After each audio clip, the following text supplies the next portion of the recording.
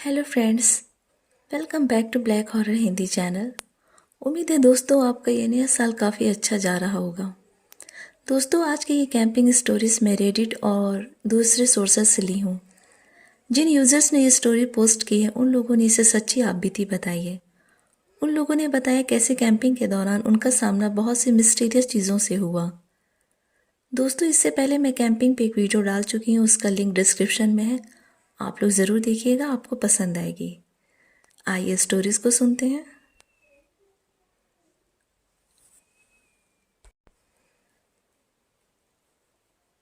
मैं 18 इयर्स का था जब मैं अपने दो दोस्त अल्बर्ट और जैकब के साथ कैंपिंग ट्रिप के लिए गया था। इस ट्रिप का हम लोग काफ़ी टाइम से प्लान कर रहे थे। अपनी कैंप की चीज़ों को कार में लोड करके हम लोग निकल जाते हैं। 1 आवर के बाद हम वहाँ के एक फॉरेस्ट में आते हैं। वहाँ फॉरेस्ट में कैंप साइट में पहुँचकर मैं और अल्बर्ट टेंट लगाते हैं। हम सब काफ़ी इंजॉय कर रहे थे। फिर जैसे अंधेरा होता है हम फायर जलाते हैं। फिर उसके बाद जैकब डिनर बनाता है। डिनर करने के बाद हम लोग फॉरेस्ट में नाइट हाइकिंग करने के लिए निकल जाते हैं। कुछ दूर चलने के बाद मुझे मेरे पीछे से अजीब सी आवाज़ें आती हैं। मुझे लगता है कि शायद ये मेरे दोनों फ्रेंड्स आवाज़ कर रहे हैं, बट वो दोनों बोलते हैं कि वो ऐसी कोई आवाज़ नहीं निकाल रहे हैं। फिर कुछ और आगे जाने के बाद हम सबको क्रंच की आवाज़ सुनाई देती है। ऐसा लग रहा था कि जैसे कोई कुछ खा रहा है।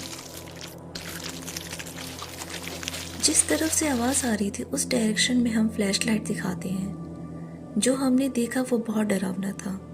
वहाँ पेड़ की डाली पर एक आधा खाया हुआ हिरन लटक रहा था, जिसके पेट से इंटेस्टाइन्स बाहर निकलकर लटक रहे थे और काफ़ी ज़्यादा ब्लड वहाँ नीचे गिरा हुआ था। उस हिरन की बॉडी को देखकर साफ लग रहा था कि उसे अभी अभी खाया गया हो। ये देखकर हम डर जाते हैं और हम लोग हाइकिंग का प्लान कैंसिल करते हैं और सीधे अपने टेंट में आ जाते हैं। नेक्स्ट डे कोई कुछ नहीं कहता है, ना हम लोग ज़्यादा कल वाली बात का केयर करते हैं। रात में फिर डिनर करने के बाद हम सो जाते हैं। आधी रात को मेरी आँख खुलती है। मुझे किसी के घुर्राने की आवाज़ आती है। साथ ही सूखे पत्तों पर किसी के चलने की आवाज़ आती है। मैं धीरे से उन आवाज़ों को सुनता हूँ। फिर अचानक से अल्बर्ट के चीखने की आवाज़ आती है, जो हद से ज़्यादा भयानक था। मैं उसकी आवाज़ सुनकर इमीडिएट बाहर जाता हूँ देखने। अल्बर्ट बिल्कुल शॉक्ड होकर खड़ा था। ऐसा लग रहा था जैसे उसने कुछ देख लिया हो जो उसे नहीं देखना चाहिए था। उसकी आवाज़ सुनकर जैकब भी बाहर आ जाता है। हम दोनों अल्बर्ट को काम डाउन करते हैं, बट वो कुछ बोलता ही नहीं है। कुछ सेकंड्स के बाद जब वो नॉर्मल हो जाता है तब फिर हम दोनों पूछते हैं। तब अल्बर्ट बताता है कि जब वो रिलीफ होने के लिए अपने टेंट से बाहर निकला था तब उसने एक ह्यूमनॉइड फिगर को देखा था, जो करीब 8 फीट लंबा था और उसके सिर पर हिरन जैसे सींग थे। और वो मॉन्स्टर जैकब के टेंट के पास खड़ा होकर जैकब के टेंट को देख रहा था। उसे देखकर ऐसा लग रहा था कि जैसे वो उस टेंट को चीर फाड़ कर अभी जैकब को निकाल कर खा जाएगा। मैं जैसे उसे देखकर चिल्लाया, वो अचानक से अंधेरे में गायब हो गया। वो मॉन्स्टर दिखने में बहुत भयानक था। मैंने ऐसा मॉन्स्टर कभी नहीं देखा है। ये सुनते ही मेरे तो हाथ पैर बिल्कुल ठंडे पड़ जाते हैं। मैं और जैकब एक दूसरे को देखते हैं। हम दोनों बहुत ज़्यादा डर जाते हैं। फिर मैं एल्बर्ट को बताया कि वो आदमखोर वेंडिगो था, जो मांस का भूखा रहता है, जिसके बदन पे एक भी मांस नहीं रहता है। मैं एल्बर्ट को ये सब बता ही रहा था कि तभी दूर से कहीं से उस वेंडिगो की चीखने की आवाज़ आती है। मैं उन दोनों को बोलता हूँ कि जल्दी से यहाँ से निकलो। हम सब जल्दी से बस जो ज़रूरी चीज़ें रहती हैं उसे ले करके टेंट को वहीं छोड़कर उसी टाइम वहाँ से निकल जाते हैं।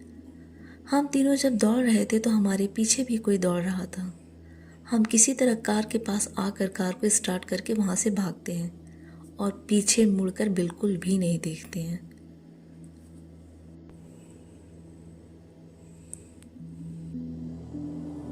दोस्तों, जिस तरह आप पहले मेरे चैनल के वीडियोस को अपना सपोर्ट देते थे, अब वैसा आप लोग सपोर्ट नहीं दे रहे हैं। मालूम नहीं क्या प्रॉब्लम हो गई है। मैं इधर वीडियोस क्यों नहीं अपलोड कर पा रही थी, उसका रीज़न आपको बता चुकी हूँ। बट इसके अलावा अगर कोई मिस्टेक हुई हो तो मुझे कमेंट में ज़रूर बताइएगा, मैं उसे ठीक करने की कोशिश ज़रूर करूँगी। मैं ये बात स्टोरीज़ के बीच में इसलिए बोल रही हूँ क्योंकि बहुत सारे लिसनर्स हैं जो स्टार्टिंग का पार्ट स्किप कर देते हैं और उसके साथ कभी कभी अच्छी इंपॉर्टेंट बात भी।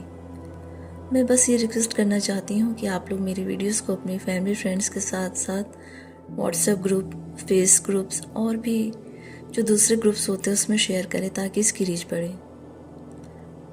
एनीवे, कहानी पे आते हैं।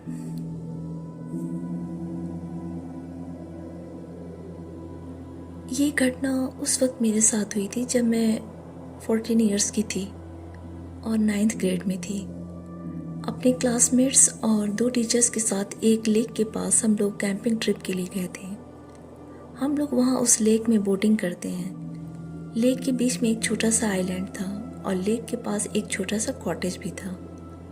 उस कॉटेज को देखने से ऐसा लग रहा था कि वहाँ कोई रह रहा है। हम लोग ज़्यादा ध्यान नहीं देते हैं और अपने कैंप को सेट करने में लग जाते हैं। टेंट सेट करने के बाद इस टेंट को मैं अपने बेस्ट फ्रेंड के अलावा 2 और लड़कियों के साथ शेयर करती हूँ। कुछ क्लासमेट्स हाइकिंग के लिए चले जाते हैं और कुछ फॉरेस्ट को एक्सप्लोर करने। लंच करने के बाद हम लोग भी हाइकिंग करते हैं। रात में फिर फायर जलाते हैं और डिनर करने के बाद हम चारों गर्ल्स बैठकर बातें करने लगते हैं। मेरी बेस्ट फ्रेंड जो इस लेक में पहले भी कैंपिंग के लिए आ चुकी है, वो बताती है कि इस लेक के आसपास एक 3 पैर वाले डॉग की कहानी बहुत फेमस है। फिर हमारे टीचर बताते हैं कि यहाँ एक कॉटेज में एक शिकारी रहता था जो काफ़ी सालों से गायब है और ये 3 पैर वाला डॉग उसी शिकारी का था। हमारे टीचर आगे बताते हैं कि ऐसा रूमर है कि वो शिकारी और डॉग काफ़ी साल पहले मारे जा चुके थे, बट उस शिकारी का बॉडी कभी नहीं मिला और बस उन दोनों की आत्मा सभी को दिखाई देती है जो इस लेक में आने वाले लोगों को परेशान करती है। ये सब सुनकर हम सब थोड़ा डर गए। हम लोग डॉग के बारे में बात करने लगते हैं, तभी उस लेक में किसी के जंप करने की आवाज़ आती है। हम सब डर जाते हैं। 1-2 लोग तो चीखने लगते हैं और बताते कि उन्होंने किसी डॉग को देखा है जिसकी आंखें ऑरेंज कलर की शाइन कर रही हैं। हम सब बहुत डर जाते हैं, बट किसी तरह हम सब काम डाउन होते हैं और बोन फायर के पास बैठकर गेम खेलते हैं। फिर हमारे टीचर हमें टेंट में जाकर सोने को बोलते हैं और स्ट्रिक्टली मना भी करते हैं कि कोई भी टेंट के बाहर नहीं आएगा। हम सब ऐसे भी डरे हुए थे। टेंट में आकर हम सब सोने की कोशिश करते हैं। सोने से पहले मैं अपने फ्रेंड्स से बात करती हूँ और कुछ देर के बाद हम सो जाते हैं। रात के करीब 2 बजे मैं किसी साउंड से जाग जाती हूँ और फिर मुझे अपने टेंट के पास किसी डॉग के सूंघने की आवाज़ आती है। मुझे सडनली वो 3 पैर वाला डॉग याद आ जाता है। मैं समझ जाती हूँ कि ये कोई रूमर नहीं है, ये 3 पैर वाला डॉग यहीं भटक रहा है। मैं टेंट के डोर के पास सोई थी, सो डर से मैं टेंट के बीच में जो पोल लगा हुआ था वहाँ धीरे धीरे क्रॉल करते हुए वहाँ चली जाती हूँ और अपने आप को ब्लैंकेट से कवर करके सोने की कोशिश करती हूँ। बट नेक्स्ट जो मेरे साथ हुआ वो बहुत भयानक था। मेरे हेड को किसी ने टच किया। पहले मुझे लगा कि शायद मेरी फ्रेंड ने टच किया है, इसलिए मैं इग्नोर कर देती हूँ। फिर से दोबारा कोई टच करता है। मैं इमीडिएट ब्लैंकेट हटाती हूँ देखने के लिए, बट वो तीनों तो बिल्कुल बेखबर सो रही थी। मुझे बहुत हैरानी होती है कि अगर ये तीनों सो रही हैं तो फिर मेरे हेड को कौन टच कर रहा है। मैं बहुत ज़्यादा डर जाती हूँ और इधर लगातार उस डॉग के सूंघने की आवाज़ आ रही थी। तभी मेरी नज़र टेंट की दूसरी साइड पे पड़ती है। मुझे टेंट के बाहर एक शैडो दिखाई देता है। वो शैडो किसी मेल का था और उसके सिर पर एक अजीब सा हैट दिख रहा था। मैं सोचने लगती हूँ कि मे भी मेरे सर होंगे, बट वो इस तरह का हैट तो नहीं लगाते हैं और आज ट्रिप पे भी ऐसा हैट नहीं लगाए थे। वो शैडो ज़रा भी मूव नहीं करता है, बिल्कुल स्टैचू जैसा खड़ा रहता है। उस शैडो को देख करके मैं बहुत ज़्यादा परेशान हो जाती हूँ। काफ़ी टाइम हो जाता है बट वो शैडो अभी भी नहीं हिलता है। अगर वो कोई इंसान होता तो ज़रूर मूव होता। मुझे बहुत डर लगने लगता है। मुझे वो गायब हुआ शिकारी याद आने लगता है। मैं अपनी बेस्ट फ्रेंड को उठाती हूँ और उसे वो शैडो दिखाती हूँ। उस शैडो को देख करके वो भी डर जाती है। डर से हम दोनों एक दूसरे को पकड़ लेते हैं। हम सारी रात ब्लैंकेट में छिपे रहते हैं और जब जब ब्लैंकेट हटाते हैं तब तब वो शैडो वहीं रहता है। हम सारी रात सोते नहीं हैं। मॉर्निंग जब होता है तो मैं तुरंत बाहर जाती हूँ देखने के लिए कि मे भी हो सकता है कोई पेड़ होगा जो रात में इंसान के शेप में दिख रहा होगा। बट जब उस जगह पे जाती हूँ तो देख करके शॉक्ड हो जाती हूँ। वहाँ कुछ भी नहीं था, न पेड़ न कोई झाड़ियाँ। मैं अब कंफर्म हो जाती हूँ कि वो उस शिकारी की आत्मा थी जो यहाँ हमें परेशान करने आया था। हम दोनों इस घटना का जिक्र किसी से नहीं करते, ये सोच करके कि सब हमारा मजाक उड़ाएंगे। आज मैं 21 साल की हो गई हूँ और उस घटना को याद करके बहुत डर जाती हूँ। उस दिन मेरे हेड को कौन टच कर रहा था आज तक मुझे नहीं मालूम है। और अगर उस दिन मैं उस शैडो को देखने टेंट से बाहर निकल जाती तो मेरा क्या होता? शायद ये घटना बताने के लिए जिंदा नहीं रहती।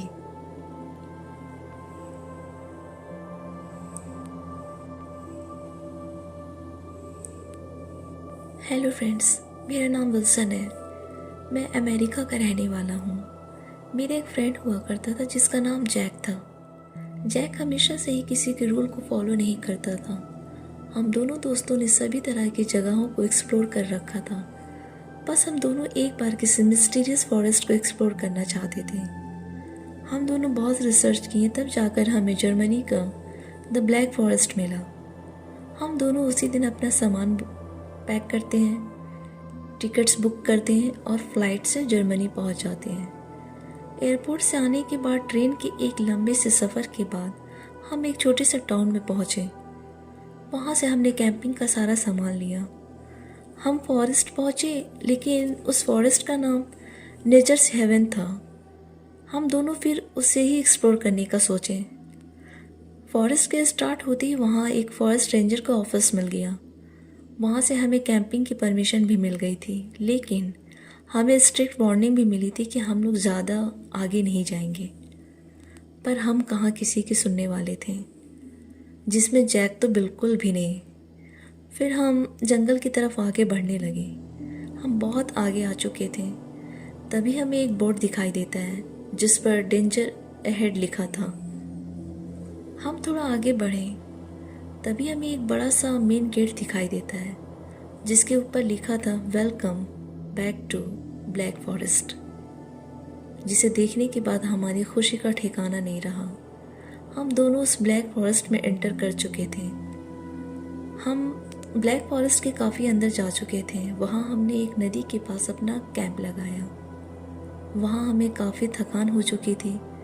हमने उस दिन आराम किया और अगले दिन हमने सुबह फिशिंग की। शाम को उन्हीं फिशेस को पकाकर हम खाए, फिर हम सो गए। रात में हमें रिवर की दूसरी साइड से रहस्यमयी आवाज़ें आने लगी। इससे हम दोनों की नींद खुल गई। जैक वहाँ जाने की तैयारी करने लगा। मैंने जैक को रोकने की काफ़ी कोशिश की, पर वो नहीं माना। उसने एक हंटिंग नाइफ निकाला और रिवर के पास निकल लिया। मुझे जैक की काफ़ी चिंता होने लगी। तभी कुछ देर के बाद जैक की बहुत तेज चिल्लाने की आवाज़ आई। एक बार के लिए मैं भी नदी की दूसरी तरफ जाने का सोचा, बट हिम्मत नहीं हुई। फिर फॉरेस्ट रेंजर के ऑफिस की तरफ बढ़ने लगा। मुझे रास्ते में भागते वक्त ऐसा लगा जैसे कोई अपने भारी कदमों से मेरे पीछे भाग रहा हो, मगर मेरे पास पीछे पलटकर देखने का वक्त नहीं था। मैं रात में दौड़ना चालू किया और मैं अगले दिन दोपहर 2 बजे तक फॉरेस्ट ऑफिस में पहुंचा। वहां जाते ही मैं बेहोश हो गया था। 2 घंटे के बाद मुझे होश आया। मैं रेंजर को सारी बात बताई। उनके सीनियर ऑफिसर ने मुझे बहुत डांटा। उसके बाद उन्होंने अपनी एक रेस्क्यू टीम भेजी। 2 दिन के बाद वो टीम वापस आई। उन्हें सिर्फ जैक का सामान मिला, जैक उन्हें नहीं मिला। फिर 2 दिन मैंने जर्मनी में रहकर वहाँ के लोगों से जाना कि उस जंगल में बहुत सी बुरी आत्माएं हैं इसके बाद मैं अमेरिका वापस आ गया। 8 महीने के बाद उस सीनियर फॉरेस्ट का मेरे पास कॉल आया, जिसमें उन्होंने बताया कि उन्हें जैक अभी तक नहीं मिला है। मुझे आज भी जैक की बहुत याद आती है। वो उस जंगल के अंदर कहाँ गायब हो गया, ये भी एक मिस्ट्री बना हुआ है।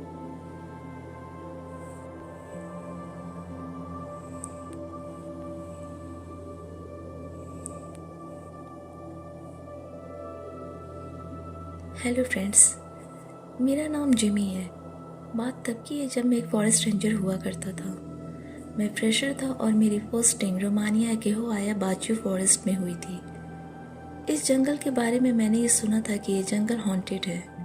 ये रात में भी बहुत डरावने दिखता है और रात में भी बहुत डरावनी आवाज़ें भी आती हैं, लेकिन मैं ऐसा नहीं मानता था। मेरा मानना था कि इंसान ज़रूरी नहीं है कि जंगल की सभी प्रजातियों के बारे में जानता होगा। शायद किसी ऐसे ही कोई जानवर की आवाज़ें आती होंगी, मगर वहाँ के पेड़ पौधे अलग ही शेप के थे। ये जंगल रात में दिखने में इतना डरावना लगता था कि जैसे कि इस जंगल को कोई श्राप लगा हुआ है। जब मुझे अपनी पोस्ट को ज्वाइन किए हुए 2-3 दिन ही निकले थे, तभी मुझे ऑफिस के रिकॉर्ड्स और अदर रेंजर से पता चला कि इस जंगल में बहुत से लोग गायब हुए हैं, जिन्हें हमारी टीम के सीनियर रेंजर्स भी नहीं ढूंढ पाए हैं। एक दिन रात के करीब 12:30 बजे एक लड़की चिल्लाती हुई हमारे ऑफिस आई। वो उस वक्त काफ़ी डरी हुई थी। हमने उसे जैसे तैसे शांत कराया। वो बड़ी मुश्किल से नॉर्मल हो पाई थी। फिर उसने हमें बताया कि वो इस जंगल में अपने हस्बैंड के साथ कैंपिंग के लिए आज मॉर्निंग में ही आई थी और रात में उसके हस्बैंड को जंगल से डरावनी आवाज़ें आई। वो वहाँ जंगल के अंदर जाने लगते हैं। तभी वहाँ जंगल के अंदर से बहुत सारी डरावनी आवाज़ें आने लगती है और वहाँ से बहुत सारी काली परछाई उस लड़की की तरफ आने लगती है। वो वहाँ से किसी तरह भागकर यहाँ आ गई। मुझे लगा कि ये क्या बकवास कर रही है, क्या इसने कोई ड्रिंक को कर लिया है जो इस तरह की बातें कर रही है। मगर हमारे सीनियर के ऑर्डर पे हमने जल्दी से अपने इक्विपमेंट्स को लिया, जैसे टॉर्च, वॉकी टॉकी, पिस्टल और हंटिंग नाइफ को लेकर एक जीप में हमारी टीम के 6 लोग गए। वहाँ उनके कैंप के आगे जंगल के अंदर जीप के जाने की जगह नहीं थी, तो हम 6 लोग जंगल के अंदर दौड़ते हुए गए। जंगल के थोड़ा अंदर जाते ही हम सब रेंजर्स को बहुत डरावनी आवाज़ें आने लगती हैं। हम सब अपने पिस्टल को लोड करते हैं। तभी एक काला साया तेजी से उड़ते हुए हमारी तरफ आने लगता है। मैंने फायरिंग करने की सोची, लेकिन काले साए पर गोलियां चलाना किसी बेवकूफ़ी से कम नहीं था।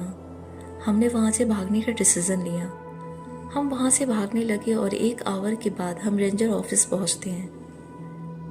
मैंने जो कुछ भी देखा वो बहुत ज़्यादा डरा देने वाला था। मुझे बिल्कुल भी यकीन नहीं हो रहा था कि ये क्या हो रहा है। अगले दिन मॉर्निंग में फिर हम उस जगह गए तो हम उन काले सायों को जहाँ देखा था वहाँ बहुत ज़्यादा फॉग था और अंधेरा भी था। हमें ऐसा लग रहा था कि जैसे कोई पेड़ों के ऊपर पीछे से हमें देख रहा है।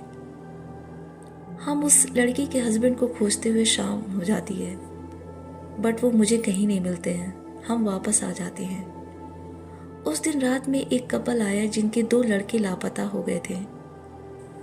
हमारी इस बार 12 लोगों की टीम गई, लेकिन इस बार आवाज़ें तो इतनी ज़्यादा आ रही थी कि जंगल में ज़्यादा आगे जाने की हिम्मत ही नहीं हुई।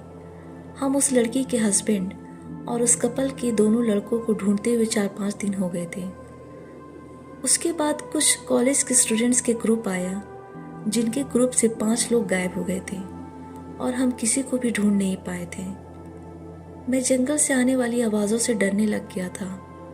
सूरज ढलते ही मुझे डर लगना शुरू हो जाता था। मैं 1 महीने के बाद उस फॉरेस्ट रेंजर की जॉब को छोड़ दिया था। मैं इन सब घटनाओं से काफ़ी ज़्यादा डिस्टर्ब हो गया था मेंटली। अपने सिटी में आकर के 2 महीने तक मैंने साइकोलॉजी ट्रीटमेंट लिया। मैं आज भी उस जंगल में लापता हुए लोगों के बारे में पढ़ता हूँ तो मैं बहुत डर जाता हूँ। उन सब लोगों को गायब होना मेरे लिए किसी मिस्ट्री से कम नहीं है।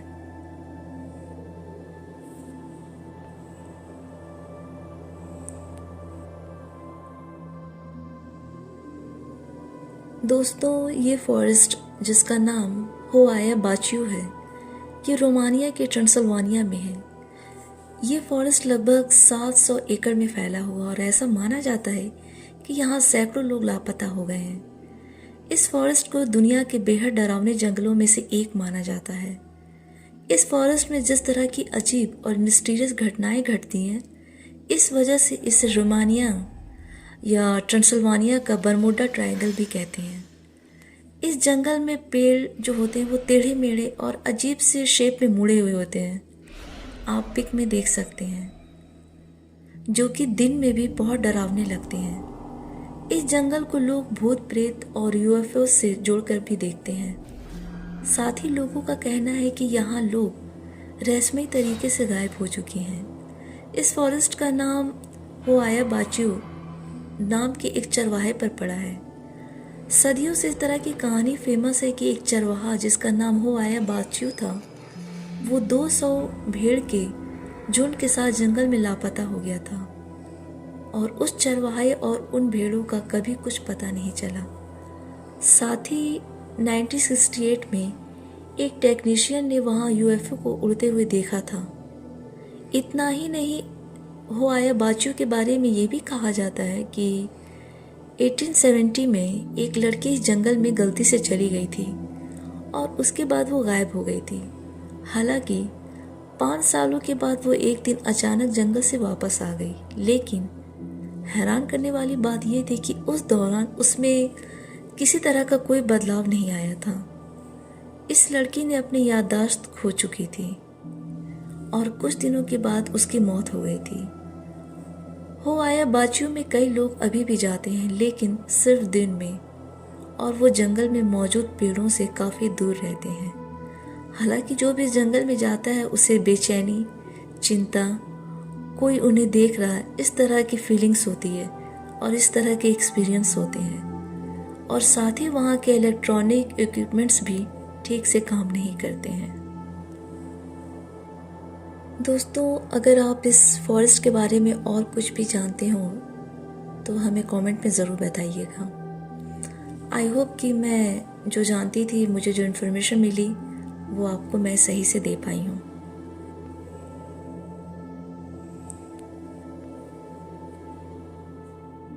सो दोस्तों, आज की वीडियो और स्टोरीज आपको कैसी लगी हमें कमेंट में ज़रूर बताएं।